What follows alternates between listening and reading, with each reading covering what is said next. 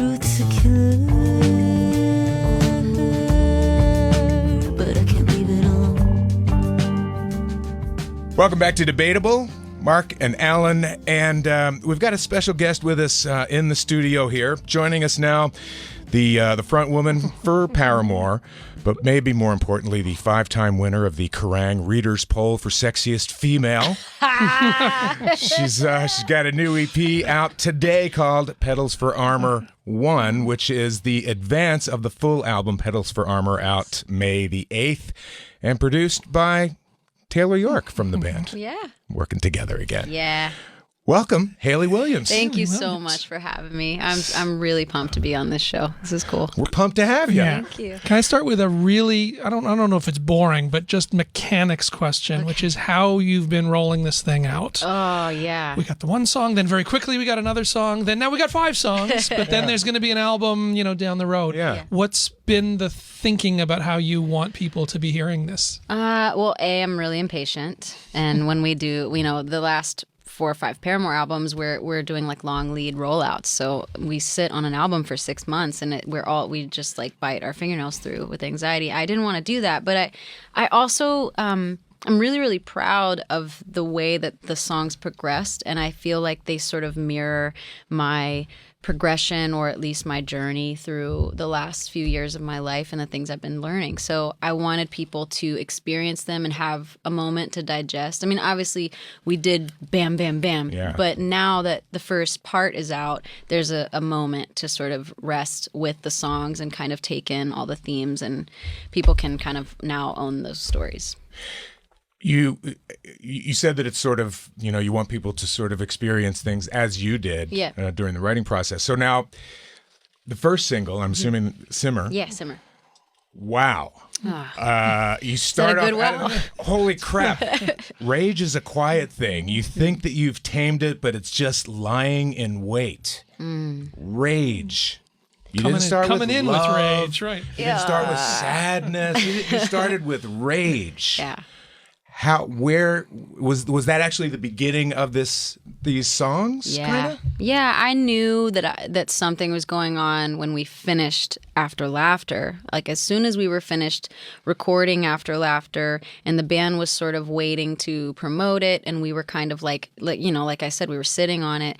I found myself writing a lot again, which normally doesn't happen so quickly, and I also I was sort of spinning on how mad I felt about things that I had experienced or things I had witnessed, and why wasn't that coming across in our album in After Laughter. Most of After Laughter, I think, was me being in denial of my depression, but what I've kind of learned, and I'm still sort of coming to grips with, is that my depression was sort of a lot of blunted anger that I sort of turned inward on myself, which, led to shame, and we could psychoanalyze it for years. But rage, I knew I was angry, and I didn't know it was going to come out in this way, but it's been really helpful.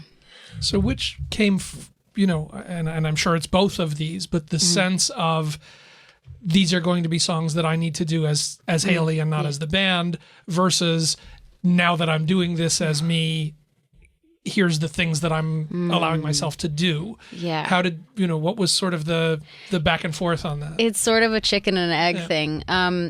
Really, the band, we wanted to take time off. I mean, we've been playing together since school, like 12, 13 years old. Zach was 11 when I first met him, and we did band practice together, And now we're all, Zach's 29, Taylor's 30, I'm 31. And when we finished touring on After Laughter, we kind of took inventory of ourselves and where we were at in our career and in our lives individually, and we sort of realized we want to stop while we're ahead for once, versus coming home at the end of like an album cycle all hating each other and like wanting to kill each other. We just really wanted to... Yeah, you guys might stay together. Yeah. Wow, that'd be cool. Our manager for like 15 years is like, you guys just got to learn to communicate. And I was like, in 2017, I texted him. I was like, for Christmas this year, you get the gift of communicating. Like we finally have figured out how to talk to each other. And part of that was just, for instance, Taylor came to us at a certain point during After Laughter. He's the only one that's never quit the band, I should add. and he was just like, I need a break. This is a lot. And I could kind of sense that I needed it too. I'd gone through a divorce. We were just going, promoting, playing shows, all of that. And so, yeah, we made the decision to stop. And once I realized that more than a few songs were happening, I was like, oh, this is a thing. And it's not Paramore. It's not time for that yet. Was it? Well, I think sort of subtext of Alan's question is was it that you realized, as you said, well, we have to take a break, so I'm gonna take a break. Yep. Was it these songs started to come out, and as you say, it's not Paramore. Yeah. So did that also contribute to say, well, I guess it's time for us to take a break? Yeah. Well, here's the songs. The songs started. So I started writing in January of 2019. I had just turned 30. Which I felt. I really don't. That was a big number for you? Yeah, and I loved it. I was ready to leave my 20s behind. I went through so much shit, and I just was like, let's get to a new decade. I'm one of those people that I love a Monday because I love to turn over a new leaf and have just like a blank page to start with. So the new year and being 30 was really important, and January, February is when the first couple of songs started to come out. We came off the road just a few months before that. We'd only been off for 3 months, but I had to kind of put myself through some intensive therapy because I don't know if you have your own version of this or experience with this, but when you're going, and you're telling your body, you're essentially telling your body, don't stop, then you finally give it a break. All hell breaks loose, and sort of all of the poison is just that's been kind of spinning. It starts to settle in places, and I had emotional whiplash, and and therapy and writing was really my way out. So just process-wise, whether that's writing or recording, what was different doing this than making the band records? I would say from an outsider's perspective, the most obvious difference was how experimental I became in the studio, because I'm in a band with my favorite music. I mean, there's not a bigger Paramore fan than me. It's my first love, my greatest love of my life, and I'm in a band with two people who are vastly talented, no one will ever even possibly get it, and that's great because that's how wide span their abilities, and they're just, I'm such a fan of Taylor and of Zach, and I kind of sit back and let them do their thing when we make Paramore records, and I do my thing. I just sort of am. It's such a treat, This was different in that I kind of knew that I needed to be in an uncomfortable place. I needed to try things that I'd never tried before, and give the feelings that I was feeling different colors. I needed to try different colors, and put different ones on my palette so that I could experiment. And it really started with my voice, everything, Simmer, when you hear the beatboxing and the sort of scatting that I do and humming, that's sort of what the song was built around. Then I put a bass line down, and it was very fun to use my voice as the main instrument on many of these songs.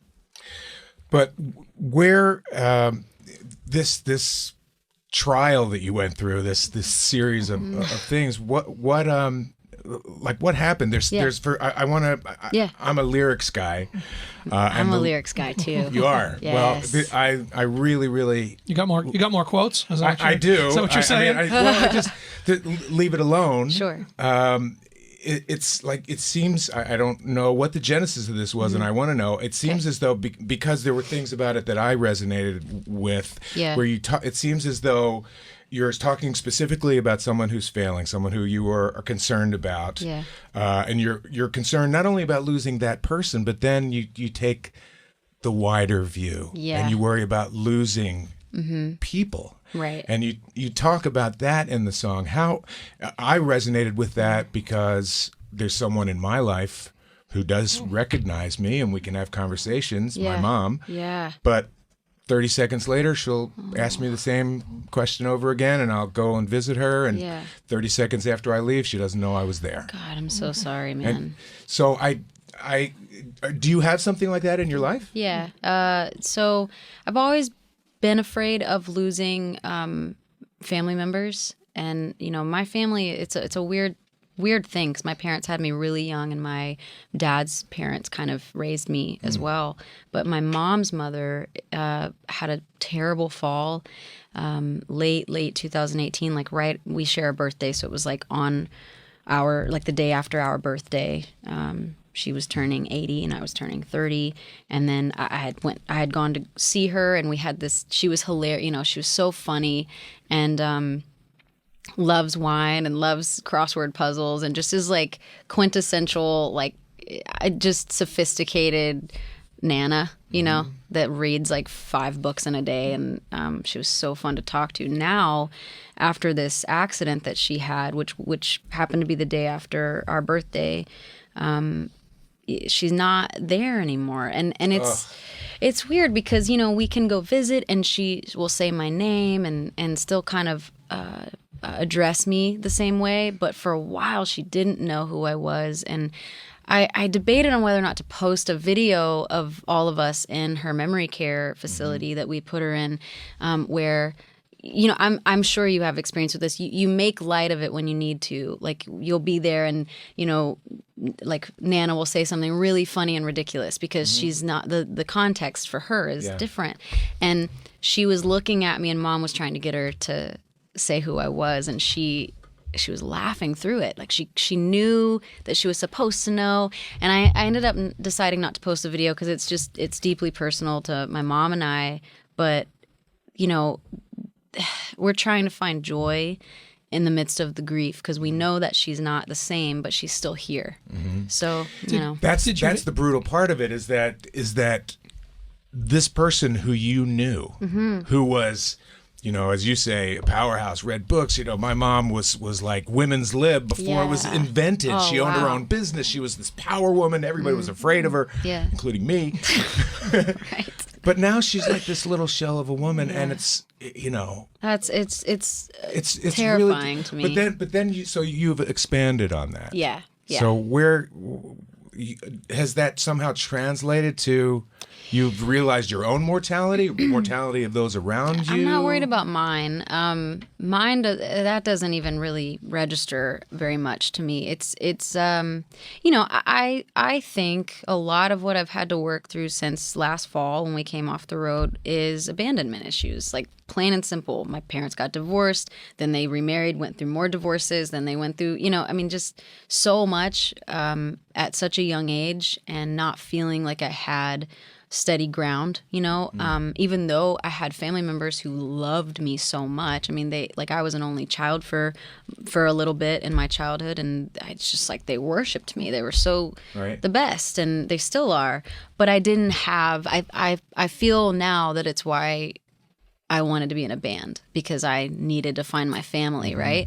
So I'm just afraid of losing people. And when I saw this happen to my Nana, I'm incredibly close with my granny and granddad, my dad's parents. Everything started to look like it was like a photograph where the people were starting to fade. Disappear. Oh my God. So it just sorry, so unprofessional. Hit the mic but yeah, I it's terrifying to me, and I'm working through it. Did you have to give yourself permission to write that stuff? I mean, to deal with, you said the anxiety, the rage, those things, to bring those more into the surface. You said the band records it wasn't there. And you felt that it wasn't there. Yeah. So did you go into this kind of feeling like, you had no choice but to do this? Or did you have to get over, am I really going to go after that? Yeah, I didn't think these songs would come out really at first. I just thought I needed to finish them. The last time that we wrote a Paramore album, I was very much in denial of the things I was going through, and it was such an exercise of survival just to get words on a page, and it helped me learn a lot about myself. But now this was a whole different exercise, and I knew I needed it. Taking into account Leave It Alone, I was going to hang with Joey, who is our touring bass player. He's one of my close friends back home, and he was also going through a version of grief in his life with friends, and we just had been talking about it so much. He was like, "You want to play music?" And I was like, "Yeah, I really do." And it just happened. It wasn't like I couldn't have planned it if I wanted to, and I think that's what makes it sometimes a little scary.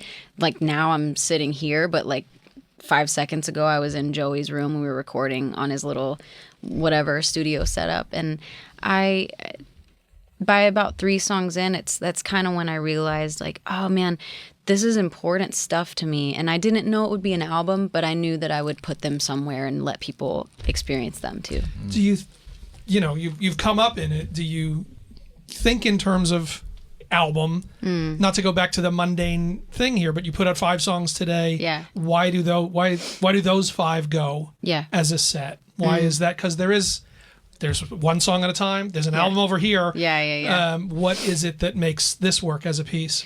Well, number one, I mean, and this is completely opposite from kind of where my heart is at with this project. I mean, I feel like people release music how they want to now. I mean, it's something that I think at times has been really intimidating for artists, but now I'm starting to see artists be really liberated by this fact and feel a little bit more in control.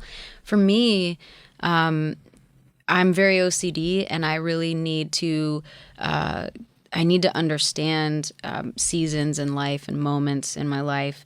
And I also love to be understood. It's like a central to my being, as I want so badly to be understood by people. And when I'm misunderstood, it's like the end of the world, So I really wanted to group some of these really heavy and darker themes, not only sonically, but lyrically and story-wise, together and put those out in a place where people can digest them. Because I realize that there's a lot just to unpack, and I'm interested in having a conversation around it. It's scary too, because I'm like, do I really want to talk about losing my family members or suicidal thoughts or what, all that shit is really, really intimidating, and it's really scary. But it's how we connect to each other. So have you been empowered at all by, it seems to me, so many artists are really deciding to do just that. Yeah. To just say, fuck it, I'm gonna open up. I'm gonna tell people that I've had suicidal thoughts, that I've been depressed. Yes. Has that contributed to your ability to do it? Totally, yeah. Well, I think so many things have contributed to this moment for me, as even just as a 31-year-old woman. I feel like the last few years of being in my band became more solidified and safer than I'd ever felt. So there's a part of that has made me just feel more empowered and supported as a person in my friendships and in my career. But also, being that I was in denial for a while about my depression, I had a really slow.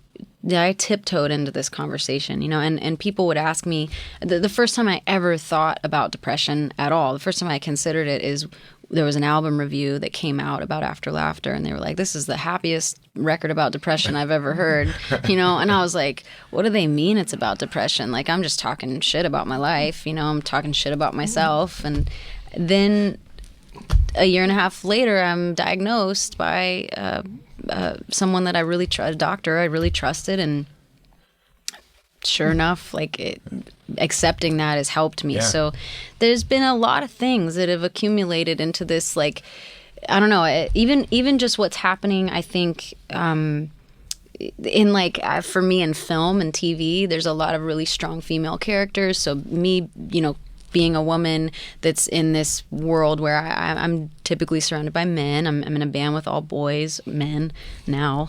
We just grew up. I was always one of the guys, and now it doesn't matter. I don't even really have to refer to it anymore, but I feel empowered. I feel like an individual in or outside of my band, and I'm it's easier to talk.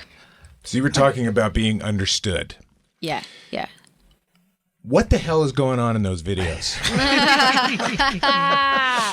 I don't know what's going on there. Well, I know video, okay? Yes, I've seen a few. You do. What is happening? and it's a story. Yeah, they all connect. It is.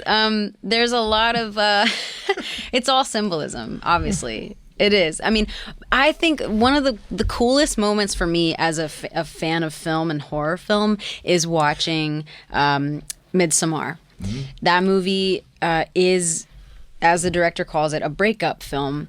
But what I love about it is when you're watching it, it's so trippy and it's so terrifying and jarring that, some people may never even go to that place. It's so simple. It's just about a toxic relationship. Right. But I think that unfortunately what happens to us people, especially people that get really in our heads, is we spin these storylines out until they do become nightmares, and they represented by characters and voices and shadows. The one for Simmer is like a classic. It's a classic nightmare. Running naked through the woods, being chased by monsters. Yes. I probably had that one.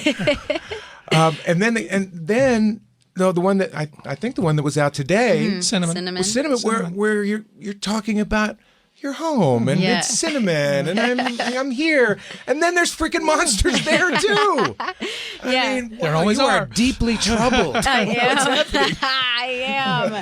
am, and I'm not so ashamed of it anymore. Because we all are. Right, exactly. I think to put it the simplest, because I actually really love seeing fans online, like music fans in general, even people who haven't followed Paramore's career this whole time, just really giving their input and making this a conversation where they can all take what they want out of the story. I don't like. I want to keep that going. I don't want to narrow it in too much, but I will say that it's essentially just about me trying to. I'm trying to meld all the sides of myself and the parts of myself that I've been so afraid to admit to. Existing all this time. My rage, my anger, sexuality, the fact that I can stand in a room alone and represent myself. It's scary even just to step outside my band, and it's uncomfortable. But there's a bigger, more important lesson in it for me than just Hayley Williams being on a marquee somewhere. To me, it's like, I can be worth going somewhere and having my own story, and I don't know, like, I really credit my bandmates for helping me to pushing me to say, like, you can leave the nest and it's still going to be here.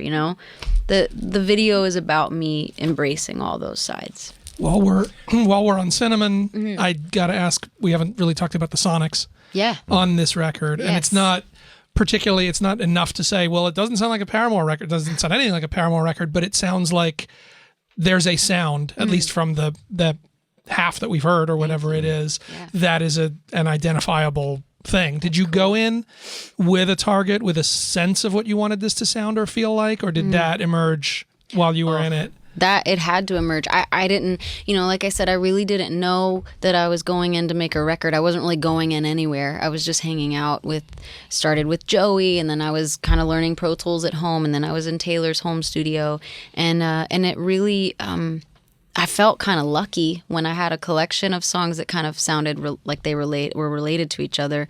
But I also give a lot of credit. Like, Taylor is an incredible producer, and he's produced or co-produced the last two Paramore records. He and I have written songs together since we were 12 and 13 years old. And I think, back to wanting to be understood, he and Zach really get me. And working with Taylor on this project was the best decision I could have made. He's great. Was there a moment where where it came sort of to focus, where you had a sense of, I see what this might turn out to be? Cinnamon.